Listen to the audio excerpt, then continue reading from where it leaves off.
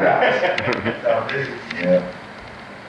All right. Fire away, fellas. You have several guys on this team that weren't part of this rivalry when they were in college, and you had several guys that also weren't part of this rivalry. Did you try to impart anything about the Purdue rivalry to them before this game, or does the stakes of the tournament take care of that? I would say the stakes of the tournament. These guys already know about Indiana-Purdue rivalry, and they heard it tonight. So they heard it from last game, just how much Hoosier fans cheer for their teams. So these guys already know what's at stake for us, and they're going to go out and play hard for us. Yogi, I know you played with a few of these guys before, but how have you kind of gone about trying to build some team chemistry and get guys kind of organized yourself on there? Yeah, for me especially, I'm just trying to get in the paint and create. That's the biggest thing. I know guys are going to be in the right spots, but I got to get in the lane and create. And we got a great group of guys that love to share the ball, and they feel confident in themselves. So it's actually been pretty easy to create chemistry with these guys. Yogi, you haven't played with Jordan for like 11 years, I guess. What has that been like to kind of all of a sudden reunite and be on the court with him even? Yeah, we actually didn't get on the court together. Yeah. My bad. I got Jordy a lot of threes in those corners, man. So maybe we can get him one coming next game. I guess defensively, opponents scored like 24 or less than Friday night. What do you guys think was sort of the key to being better on that end? I would say just a lot. I think we were talking a lot more tonight. Great job from our bigs, telling us what to do, what coverages we wanted to do. They were great defensively, active hands, and we all listened to our bigs, and we bought in defensively. I'm down there talking at the last man, telling guys where to go, and we try to make it as hard as possible for them in the half court. Coach, you've been through a lot of these. You've been with this team now for 2 games. Kind of what's your assessment of where they're at and what needs to improve to make it to the finals? TBT is hard. We come into the first game completely blind. You have really no sense of what you're going to face on the other side. And we got through that game, sort of, survived some tough runs and that kind of thing. And we talked about it after the game. Because the key to the tournament is to stack, the learning moments, one on top of the next. We did some good things today, much better than we did in the first game, especially on the defensive end. And we'll stack that onto what we were already doing well and go into game 3. This team is as talented as any team we've coached in the TBT. We've had some great runs in the TBT. There's no reason why this team, if we continue to stack like that, there's no reason why we can't end up in Philadelphia playing in the Final Four. You mentioned the crowd, and you're always going to get a good pro IU crowd here. Did it feel different tonight with a pro Purdue crowd there across the gym and back? I say we showed our crowd a little more than they did, which as is expected. Indiana fans are everywhere, so really thankful for them for showing out, and playing in front of them is just bringing back a lot of memories. Did it feel like a different atmosphere tonight, though, with both of those rivalry crowds here, as opposed to maybe what you guys experienced on Friday? I would say so a little bit. Yeah, just the crowd cheering for the other team and trying to get them riled up. So we know how important this rivalry is, so it was just fun at the end of the day. Thanks, Yogi. How's it felt for you just wearing the IU colors? You guys got to go back to Bloomington and train for a little bit. What's that been like for you? Man, it's been pretty fun. Just talking with Jordy and Siwa just about memories and stuff, and even putting on the candy stripes, man. I got chills from that first game, and if I could do it all over again, I would.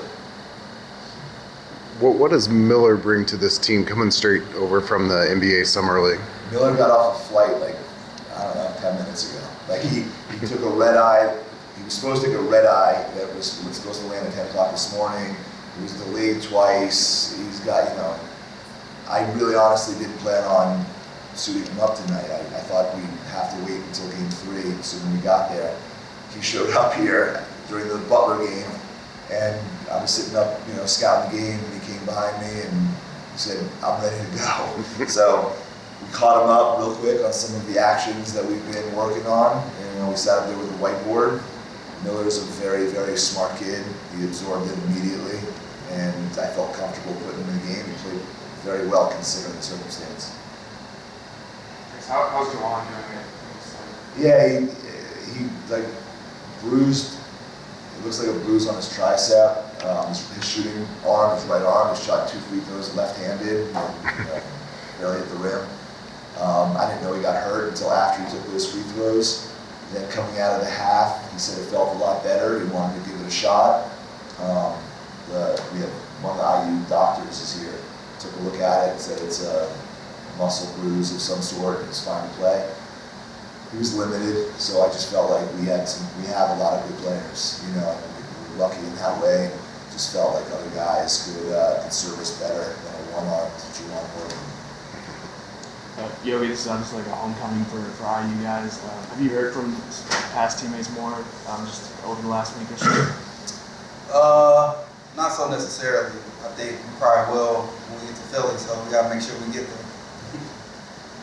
There's been a bunch of guys though that have reached out that were at the game on Friday looking for tickets. Guys he played with, Juwan's group, and a bunch of the current IU guys keep showing up and want to be around. We've been practicing at Cook Hall in Bloomington, and their team, you know, IU's team is currently practicing too. We get to see those guys a lot, and it's been that's for me anyway. That's made it a lot of fun. It really, you know, you could get a first-hand look at the IU basketball family sort of all together, several generations of guys.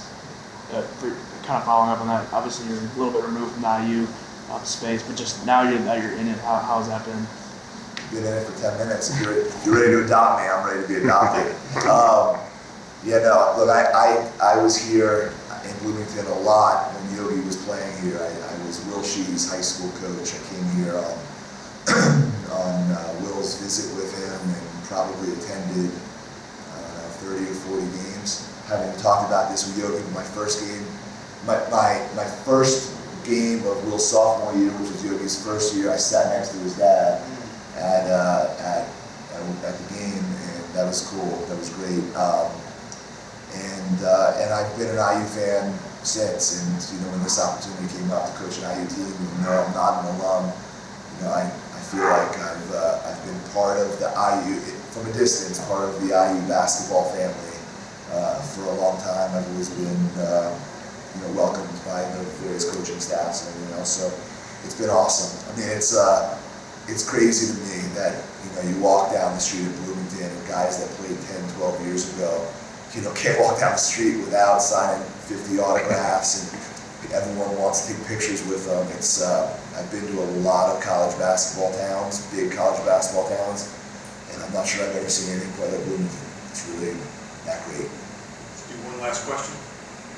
Yogi, if you make it to Philly, I believe your college career ended in Philly, if I'm remembering right. A little bit of a chance for redemption there, right? Yeah, gotta get a redemption, man, and try and get $1 million, man. It'll be fun. We gotta get there, take it a game at a time. We'll watch film, we'll get better. We'll be a lot better next season. Thank you. Thanks, everybody. Thank you.